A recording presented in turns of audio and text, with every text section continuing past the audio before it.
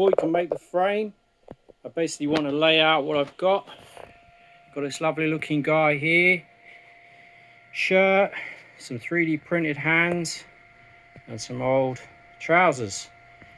So that's going to be enough to put the basic frame. So on the bench I've got the two rails that sort of move at the back, centers and 1/2 inch in from the ends. The two arms I've just put the initial 1/2 inch in from the ends, and then the bar that's going to hold it together I've just put one single position 1 inch in at the moment. I'm going to put these together with some screws and see what the linkage starts to look like. So I've cut two cross pieces about 16.5 inch, two arms 24 inch, and then there's a sort of a 2x3 block at the back which I'm going to mount it on. There's lots of these online. It's just a matter of securing the things together and seeing if they actually slide and rotate. So the two center holes I've already drilled through, and when they break through the other side, just use a big drill bit in your hand like that. Just gets rid of any of the extra bits coming through. Now this one is designed for one to pass through because that one needs to swivel. That's going to be connected into here, and then these ones here we're going to have to drill through the ends so that those effectively screw into here. So we're going to do that now. I don't really know how far apart to put these two. I've seen lots of different videos on this, and I kind of just going on basic views of it. They look like they're about maybe that far apart, but they could be wider. I guess the wider it goes, the more of the movement angle you're going to get. So we're just going to try it. We can always move it afterwards and drill some more holes. It's the beauty of doing it in bits of wood, really. Do as many as you like. So I've got some 3D printed hands I've kind of cleaned up a bit, and then I'm just going to stick some hot glue in here all around this thing and just try and get them in there.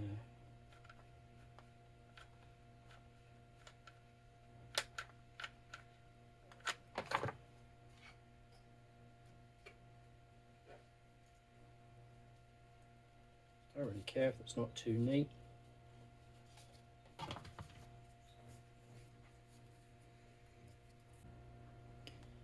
So I've got the hands on there. I'm going to make them kind of swivel about. I could make them square. I'm just going to drill some holes.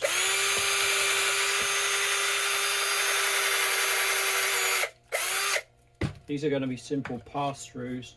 So again, I'm going to use this little short 1 1/4, and I'm going to make sure I've got like 1/2 inch gap or something like that so they can flop about a bit. And they're kind of just going to do that. I don't know if I'll end up bolting them both solidly or adjusting that, but for now that gets them on there. So make his head attach, which is going to be, these are kind of the shoulders. I've actually got just a 2 centimeter hole. I've actually got a 3D printed bracket that I use for some arms. Just put a bracket on here. Just going to put a bolt in there, and that will let the head move backwards and forwards. Then as we can activate it from somewhere back here with the motor, so that not only will it slightly turn as the arms turn, it should move backwards and forwards too. So just need to put a bolt through there. Eventually I'll glue it in, but for now I just want to see what it looks like. So I'm not exactly sure which motor to use with this thing. So I'm going to start off with this. This is a simple turntable motor, and just drilled 50mm hole, drop the thing in, wires in, which is quite difficult to do with one hand. I'm going to mount it kind of in this corner because I don't need the thing close to the center. I want it further away. Just put some screws in there.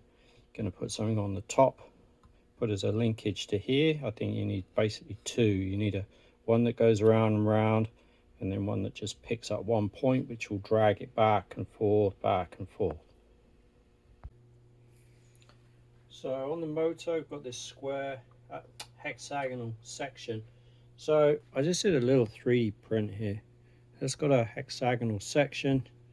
a hole to put the screw through, and then a couple of holes here and here which actually line up on a 20mm for a bracket, so I can actually make a longer arm. So I'm going to mount that, put a little arm on there, and then going to have at least one other arm connected between this and the main frame, kind of like that, so that as this goes round it pulls the frame backwards and forwards.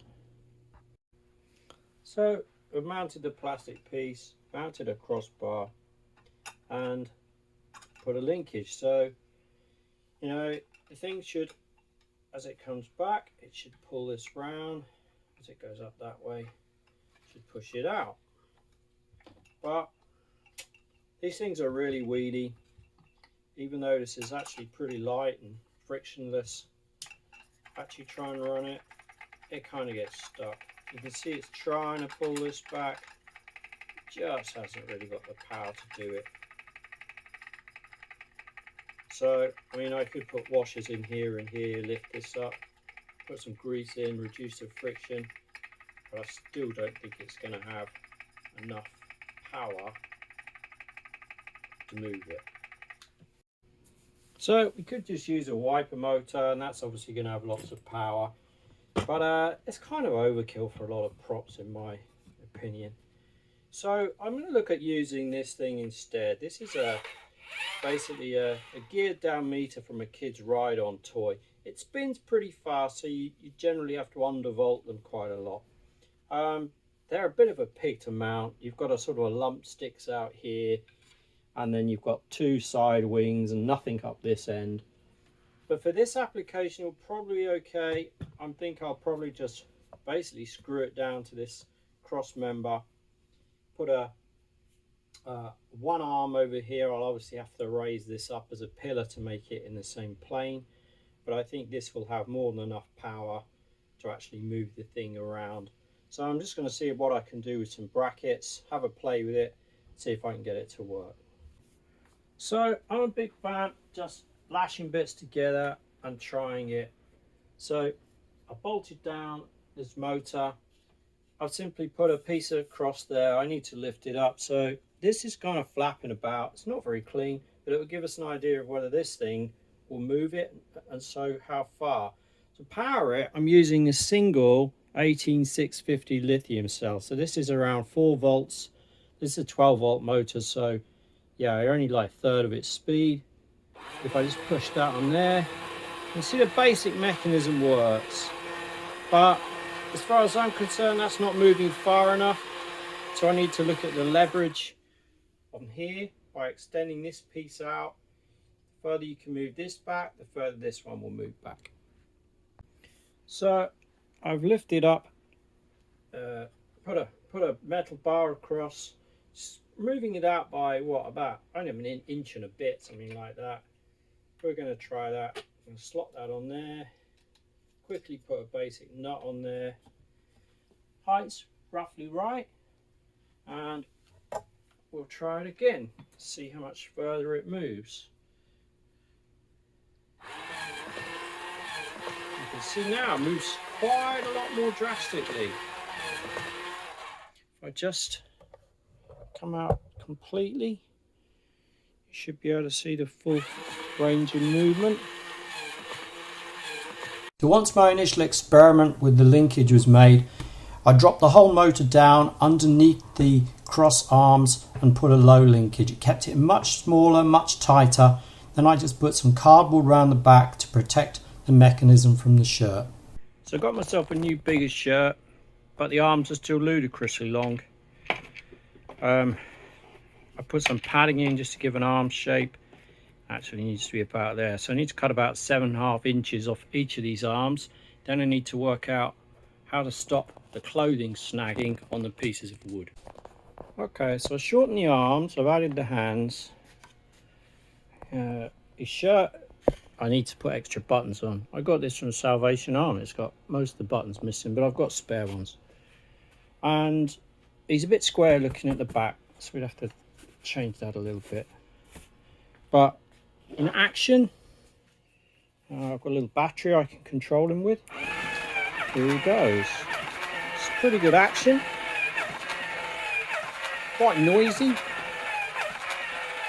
And the one thing I've spotted really is this arm probably needs to be even shorter, because look, there's a piece of pipe sticking out.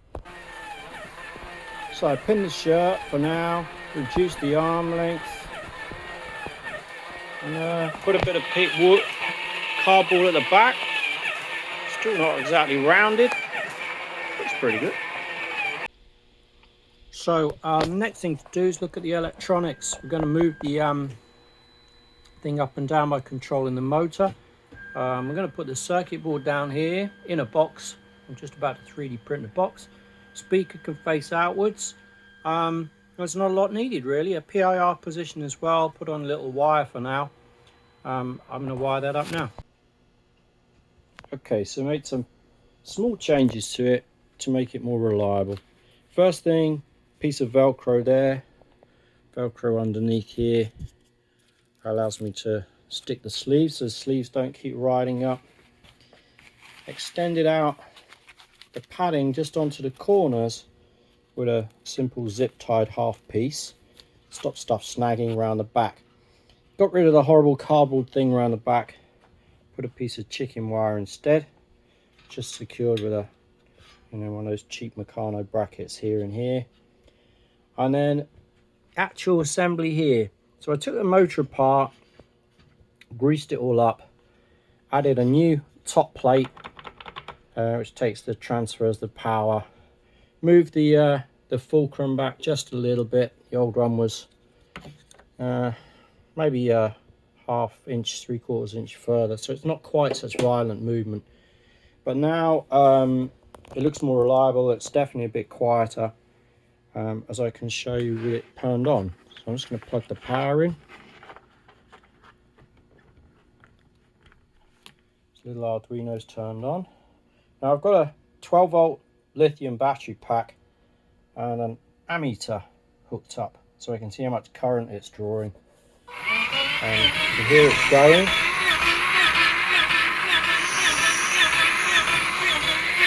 And see the current is around, peaks around 2 amps.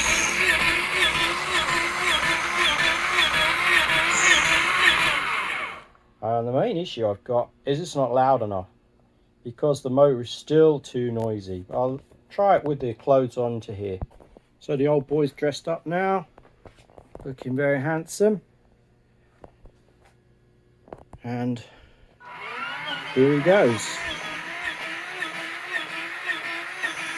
With some louder sound, I think is pretty decent.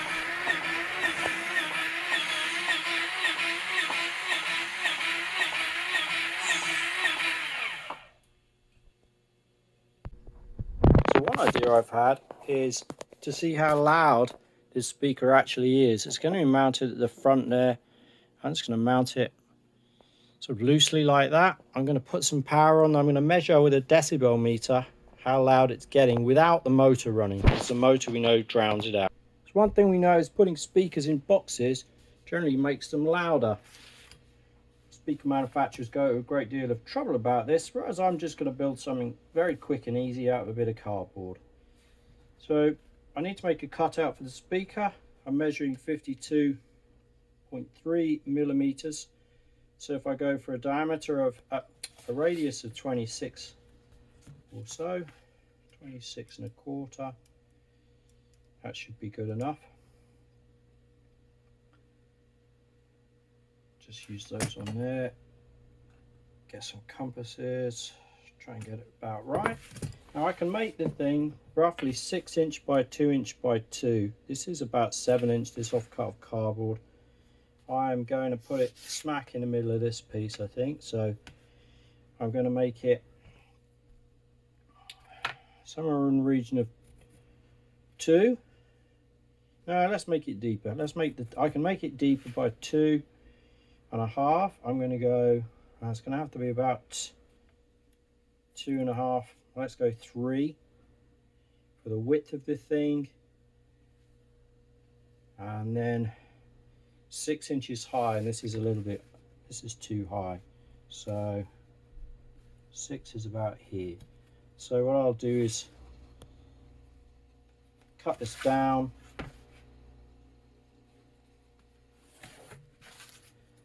Doesn't have to be too fancy, remember. Just a Halloween prop. Yeah, I should make it all square. Yeah.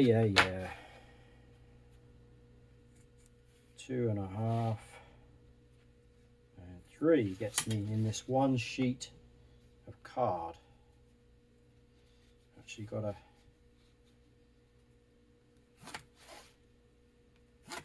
boom. So I'm going to cut that out. I'm going to put a hole roughly in the middle here, I think.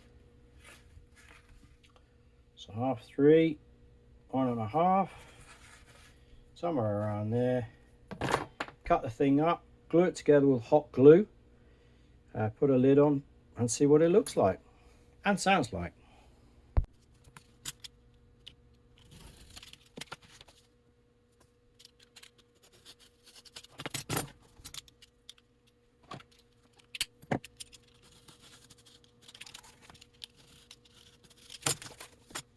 So we are, quite a little bit of chopping and cutting later. I've got a sort of a, well, it's not quite square, is it? Doesn't really matter. What I remember with speakers and speaker boxes, they shouldn't be square. They should always be a odd shape. Basic base on there, basic lid on the top. Going to glue them all together, put the speaker in and see what it's like.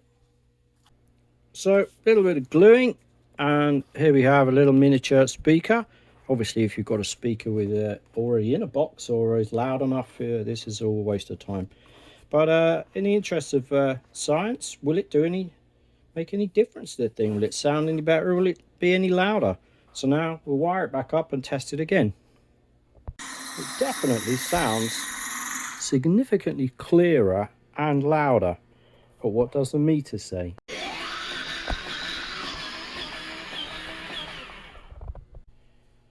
So we saw how putting a little speaker in a crude cardboard box made wonders for the sound quality and made it a little bit louder. Still arguably not loud enough. What I found on Amazon, these little miniature audio amplifier boards, and this is rated at I think it's 10 watts or 5, or I don't know, somewhere like that. Just put it in line basically. So take the speaker output into this, or maybe I may have to take the DAC outputs instead, don't know yet, and then drive a bigger speaker. And I've got a bigger one here I can try. It can take more power. This just gets power from 12 volts. So I'm going to put that together and see how loud it gets. Okay, so I piggyback the amplifier coming out the DAC outputs just to see how loud this goes.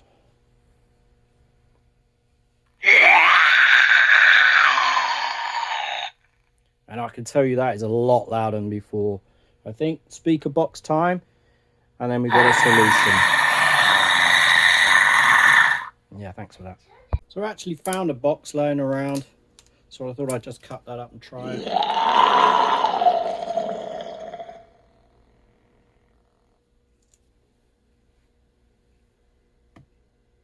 Just trying to trigger it.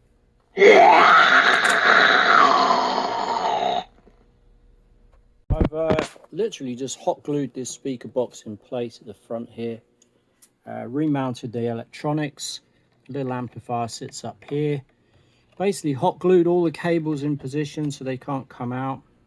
I do have a lid that just about fits but is slightly shaky, so what I've done, I'm just going to put a bracket on, screw it to the back here, and then that will keep that waterproof. This guy here, I guess I could cover him with some plastic, maybe again just wrap it around the top just to stop the rain getting on it.